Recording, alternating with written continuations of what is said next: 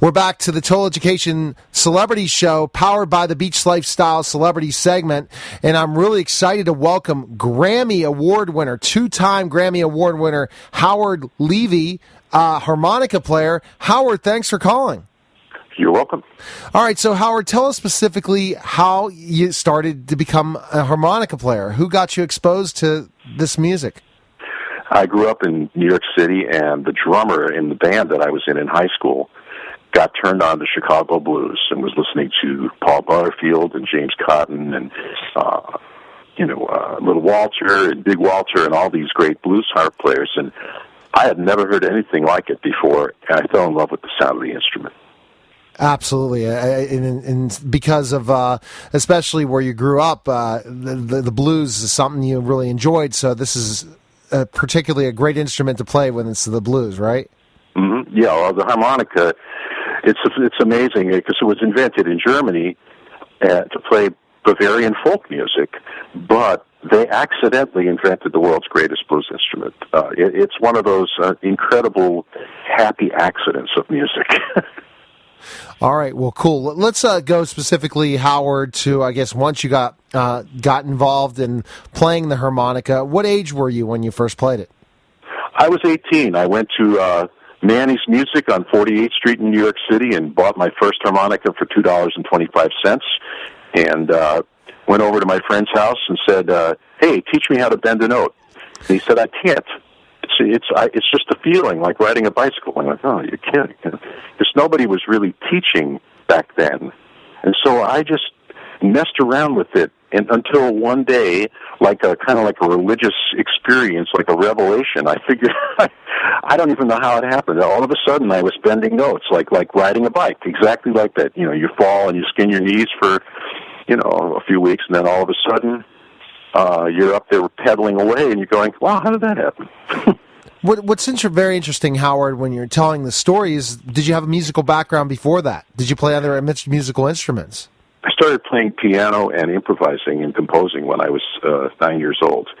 So I studied classical piano and theory on Saturdays at the Manhattan School of Music, and I was just kind of a born improviser. And so I played a whole bunch of different kinds of music and got into blues and jazz and was already starting to write some really good jazz compositions when I was 18.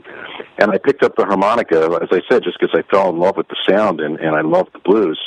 And so then once I started playing it and getting the blues licks down, and then I realized that there were notes missing.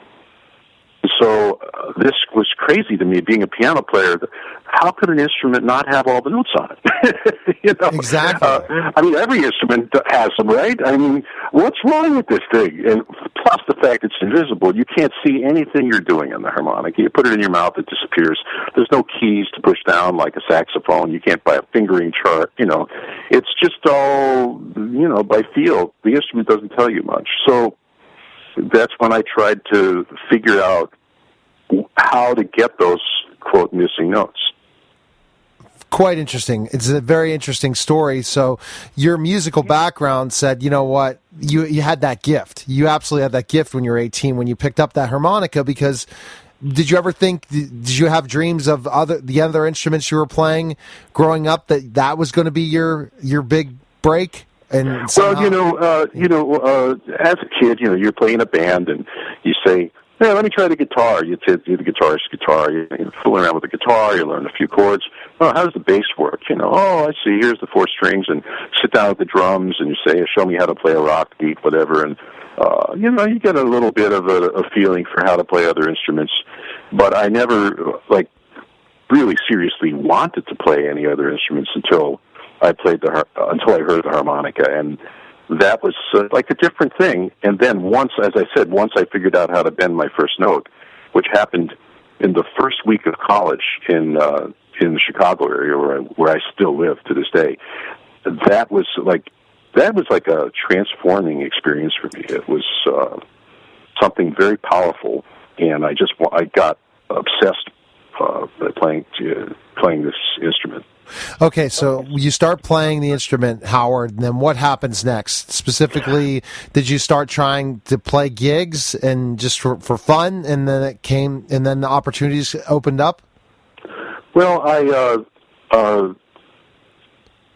what started happening was as I said, I was trying to find the missing notes on the instrument, and I did. I figured out these techniques that, unbeknownst to me, nobody had ever figured out before. There was one recording where one guy hit one of those notes in 1931, and that's really the only thing that I've ever heard where people play those things. I know that other people must have stumbled on these things, but I decided that I was going to make them a part of my technique. There were 7 missing notes on the instrument that I figured out how to get. These techniques that I called overblowing and overdrawing. And I just tried to integrate it into my playing and play other things than, beside basic blues, and started playing jazz and, Middle Eastern music and Indian music, and I'm continuing to play piano. But I started sitting in with people, and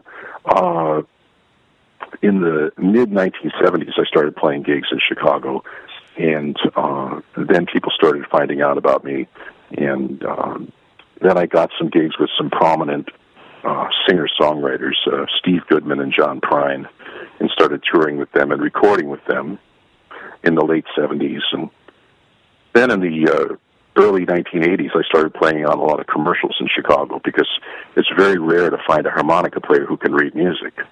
And so I ended up playing on a few hundred of these commercials each year in the studios, which gave me this amount of experience under fire. You get into the studio, they shove a piece of music in front of you you've never seen.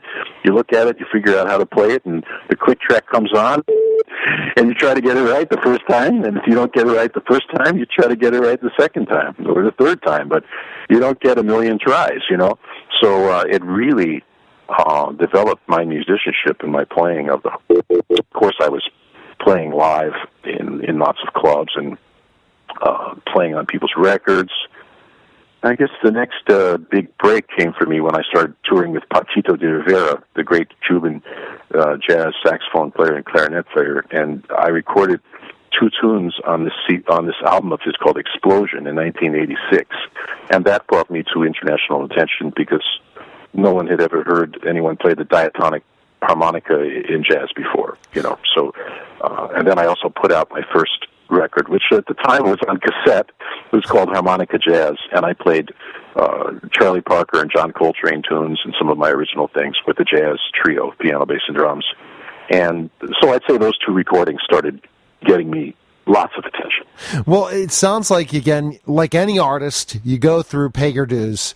You started to tour, you started to do commercials, then you got your big break. And would you consider yourself one of the best harmonica players in the world? Well, I don't think about it I don't look in the mirror and say, mirror, mirror on the wall, who's the fairest of them all. I don't think of myself that way because I'm too busy working hard. But yeah, obviously I am, because that's just truth. And of course, I went on to play with many, many more people and teach a lot. I put out a whole bunch of instructional material as well, which people were bugging me to do this. They said, Howard, you have to get this stuff out. And I was a little afraid because I was afraid that, if people started playing the stuff I played and sounded bad, which did happen. And people would say, who the heck taught you how to play like that? That's awful. And they'd say Howard Levy, and they go, oh, he must really be terrible. So that did happen a little bit. There's definitely been some backlash. But now, over the years, the techniques that I pioneered have become part of the harmonica mainstream, to the point where there's a lot of people, younger people, learning how to play these things who don't even necessarily know who I am, which is sort of funny, because in the beginning, I was the only one doing it. And so it's kind of a good thing in a way that it's become accepted as normal to be able to get all these other notes. And I don't care if everyone knows that I'm the one who figured out how to do it or not. Did the Blues Brothers movie influence you at all, Howard, or was it at the same time you were playing the harmonica? Blues Brothers movie? Yeah. No, I mean, I thought it was very funny. I mean, obviously, and I actually was playing a gig in the club in Chicago where those guys were hanging out while they were making the movie. It was a bar. It was a club called the Earl of Old Town, a very famous club. The owner just died a few days ago. And I used to play in there with Steve Goodman and Bonnie Kolock, and a little place in the back called the Sneak Joint that Aykroyd and Belushi used as their hangout. And they were always in there, so we'd go back there, and it used to be the dressing room. And those guys would be hanging out a wild time.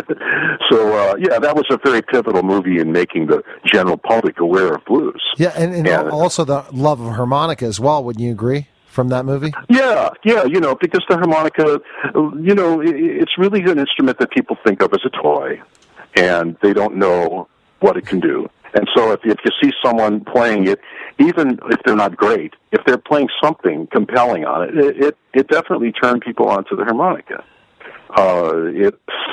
Sure, I mean, anybody. I mean, even Bob Dylan, I mean, he popularized the instrument even though he basically just blows and draws through it and uses it as a prop. I mean, but it has feeling. That's the thing, the crazy thing about the instrument is that you don't really have to be very good to get up on stage and play it. I'd say probably you can get away with more knowing less on that instrument than any other instrument in the world.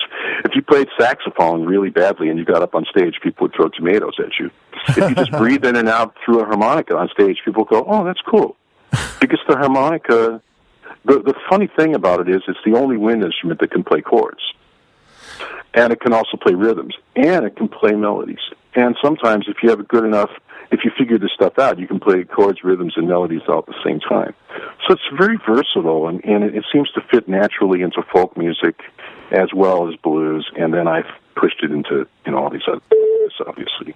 Well, very interesting, Howard. So basically, what we're learning about is specifically your career, the big honor of getting that Grammy. How did that kind of, it must have been just so unbelievable, wasn't it? Once you finally got your It was a great feeling. That was from playing with Bela Fleck and the Flecktones. The first one, we were nominated several times in the late 80s, finally won one in the mid-90s.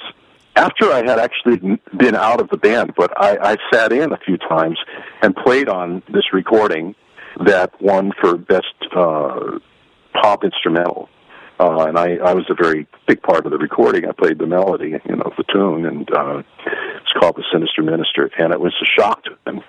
The other people nominated in the category were far more well-known than we were. I remember Stevie Wonder and Smashing Pumpkins. And so we're sitting there at the Madison Square Garden in New York, and we're all sitting together, and had no expectations of winning. It was just great to be there. And then they announced that we won, and we got up there on the stage and Bela kind of went, hamina, hamina, hamina, like, what do you say?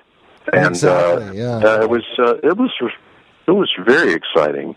And then the second one that I won was just 2011 for co-writing a tune. It was Best Instrumental Composition, which is really thrilling for me.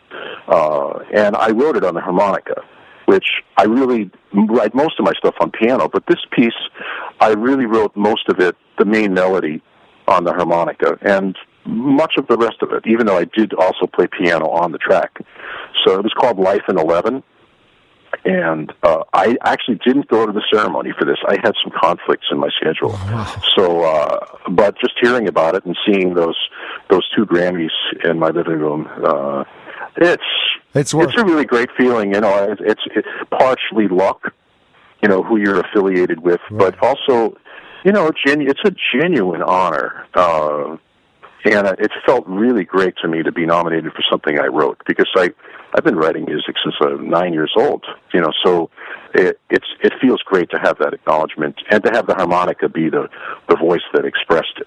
Exactly, Howard. Again, I guess you're the king of harmonicas. We can title you in many different ways, but Howard, where can my listeners find out more information on you and learn more about you?